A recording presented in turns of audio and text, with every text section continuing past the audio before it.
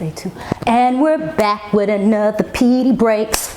What do you really want to take? I hope you don't hesitate. This knowledge here on your plate. Okay, whatever, I'm sorry. This is Jessica Washington. I'm here with another PD Breaks for you. We're going to go ahead and tighten something up and then release it, which is basically a cute way for me to say spiral work. This is what's happening. It's September now, and you working hard. You teaching those kids. They're learning. They're adding, subtracting, multiplying, dividing, fractions up, fractions down, whatever it is. They got it. Oh my goodness! Like you're putting it into them. You're putting it into them. You're putting it into them, and they're finally learning. Are you celebrating? Yes, celebrate. But here's my question: what happens when you go to the next unit? Especially if you give them that same question in February, are they going to be able to answer it?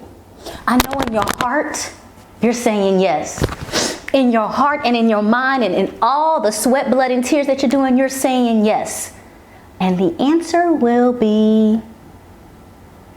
Sorry, we gotta really sit here and talk about spiraling your lessons or understanding. So if you're teaching something now, what tactics do you have in place to constantly trigger and remind the kids, you've already learned this, don't ask me no questions, you should get this part right.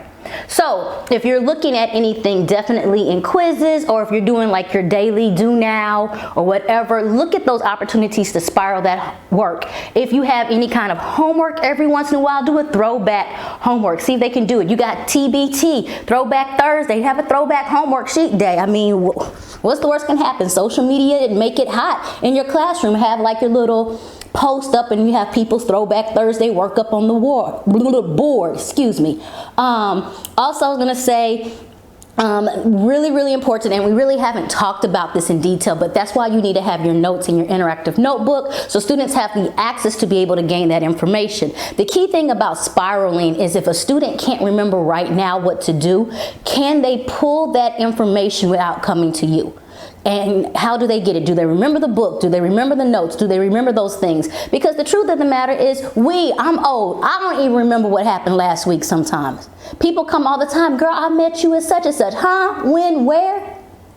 But I'm supposed to have my students remember all these concepts. Yes, I know for testing, we understand. But the truth of the matter is that you just need to make sure that they're putting them in places and they're not forgetting the ideas behind them. They're not forgetting the steps behind them. They're not forgetting the routines behind them. So while we're plowing and going through to the future with all that has to be learned, make sure that you look back at it in the past. Okay, I know.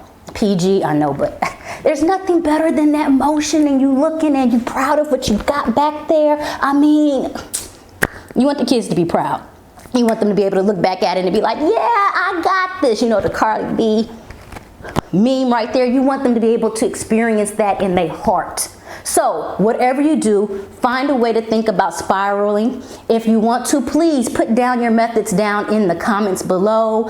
Hit subscription, we're still coming in. But that spiral work, like what cool ideas do you really have? For me, I really think I'm going to do a Throwback Thursday on the homework because that's kind of hot. That's kind of hot. I like that concept. So go ahead. Once again, it's Jessica Washington with another quick PD Breaks for you. For you. For you. You get a PD break. You get a PD break. You get a PD break. Everybody gets a PD break. Check you next time.